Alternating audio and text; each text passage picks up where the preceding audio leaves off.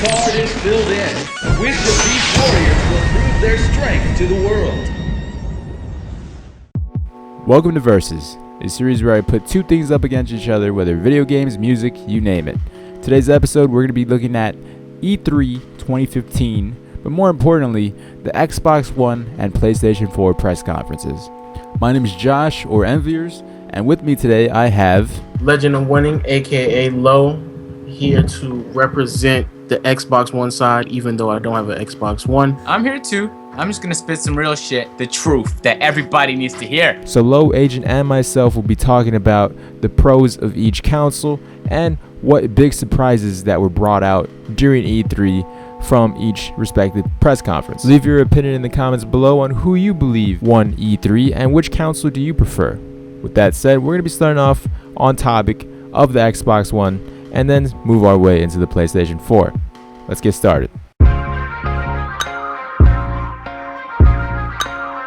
What caught my attention at E3 this year is backwards compatibility. That's the big thing to stop remasters and definitive editions, such as Tomb Raider, Sleeping Dogs, Devil May Cry.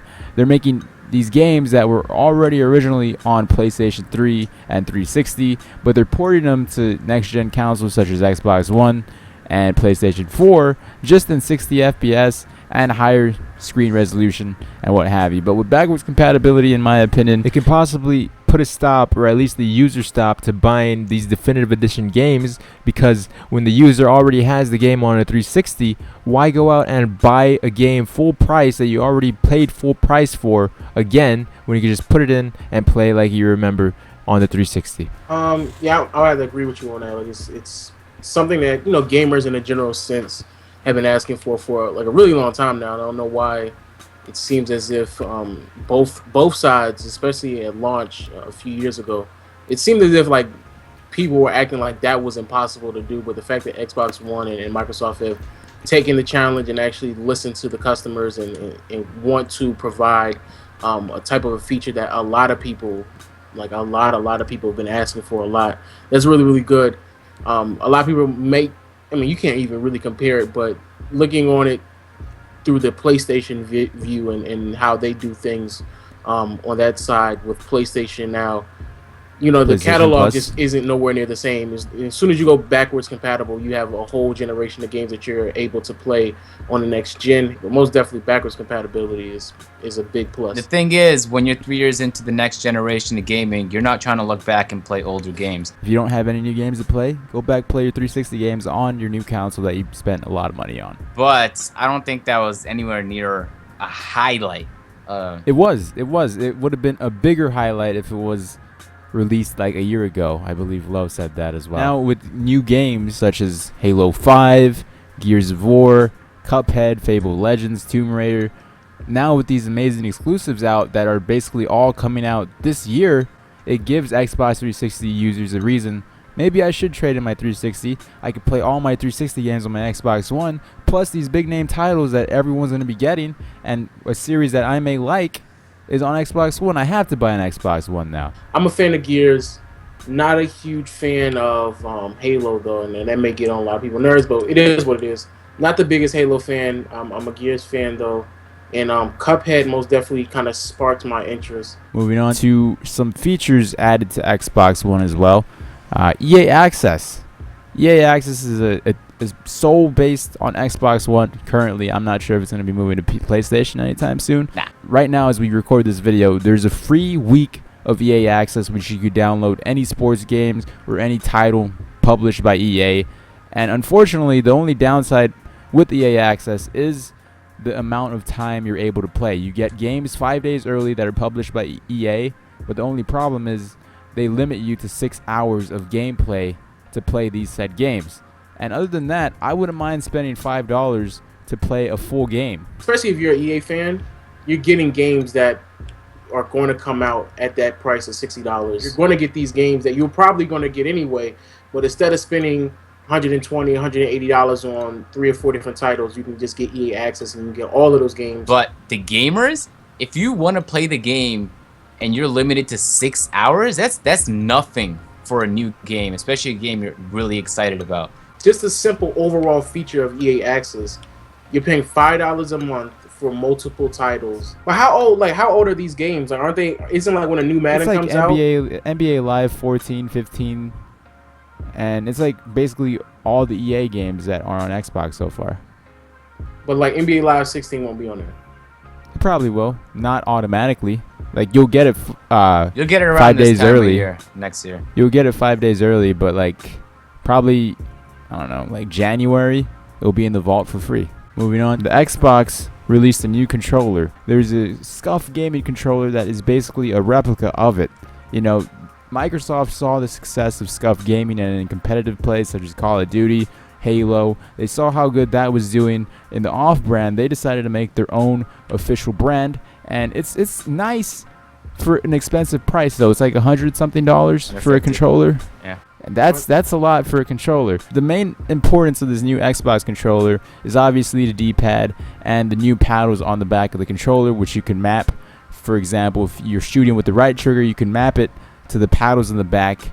So instead of pulling the right trigger to shoot, you push the paddles in the back to shoot.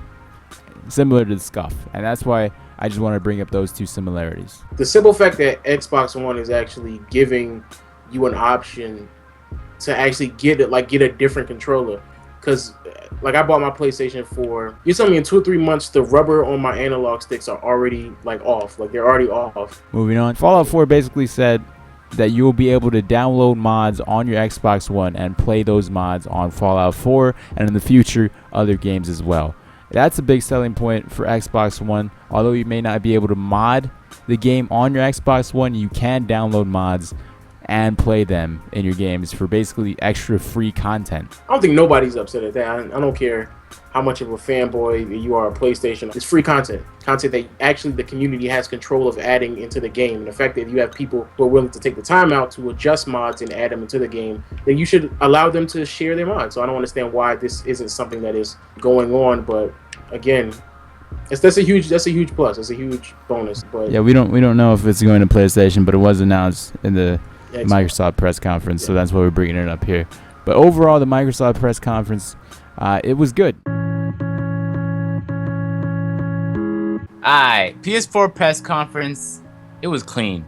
Now, Sony, we all know, brings out all the stops each E3. We go, God damn! The game we're most excited about, the reason a lot of us were at that conference, is although we saw gameplay last year, it's Uncharted 4. If you guys ever played Uncharted, you already know it's good. That game is literally a masterpiece. It didn't seem like it was something completely new, but I mean, I like Uncharted, so it's not like I'm not going to go get it. Horizon. I like games with bow and arrows. This game looked incredible. If you guys haven't seen the gameplay, check it out. They haven't released a date, so it might be like 2 years before the thing even drops, but it looks great. They talked a little bit about it, but we don't really know what the story's about or anything. We're just left with a lot of questions and some awesome gameplay. So shout out to PlayStation for locking down some clean new IPs. Another one was No Man's Sky. What about the DLC exclusive for Star Wars Battlefront, Destiny, Call of Duty Black Ops? Or they're not DLC exclusive, but PlayStation gets them first. How do you feel about that? I was going to talk about that. You know what? We'll switch into that right now. To be honest, I don't really care too much for that. Ubisoft has been dropping exclusive content, specifically for like Assassin's Creed games on PlayStation. I never buy them anyway, because it's not like they give it to you for free. They make you buy it, pay $10 on pre-order and you get this for free, exclusive to PlayStation. I don't really care. Maybe for the Star Wars, but all the other games, I think Batman has it as well. There's a few games that they have announced, but I didn't really care too much for it. If you guys follow the competitive scene on Call of Duty, you guys know that since the new PlayStation and Activision partnership was announced, that PlayStation is going to be the new home for competitive gaming. And I play Call of Duty wise. Yeah, but if Call of Duty comes, usually a lot of other games are going to follow through. And I just see opportunities with this move. That's all. Yeah, I see opportunities with it as well. And the last one was PlayStation View. I thought this was going to be like another one of those gimmicks like PlayStation Music. You know, I was like, I wouldn't care. But it's like a TV service where you can subscribe individually to channels.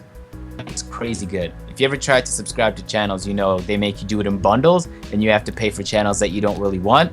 And I don't have cable in my room. I have to go to my brother's room or upstairs. So what to you're watch saying it. is that's basically separate, right? You don't have to buy the entire cable. You just have to buy one channel Yeah. with the PlayStation Yeah. View. So they launched it in San Francisco and LA the other day, and they had it in Philly, New York, a bunch of other places. I don't know if it'd ever come over to Canada, but if it does, I would definitely love to just watch my sport channel, Sportsnet, NBA TV, things like that, without having to pay $50, $60 a month for cable. I think is ridiculous. So I saw that and I thought that's actually pretty damn cool that PlayStation's doing that. But on Xbox, can't you multitask with 2 screens on Xbox One? Yep. So yeah, that Yep, I mean, yep. until they add that feature, like multitasking with 2 screens on the same, two things on the same screen. So like, what, watch a show and game at the same time? Yeah, like that. But overall, I'm mostly excited for the exclusives. The exclusives are all coming pretty much next year and the year after. So I think Xbox wins specifically towards 2015. They're dropping that Gears of War remaster, the new Halo, and pretty much all their exclusives are coming later this year. The PlayStation already dropped Bloodborne, The Order 1886, and I think they have one other game coming, but there's nothing that's going to blow anyone's mind. So if someone's looking for first-party titles this holiday season, they're probably going to be more inclined to lean towards the Xbox, specifically if they're Halo fans or Gears of War fans, or they've been trying to get into those games. So that concludes the PlayStation 4 press conference. Let's wrap this up. Lastly, I decided to make a list of all the positives for Xbox and PlayStation.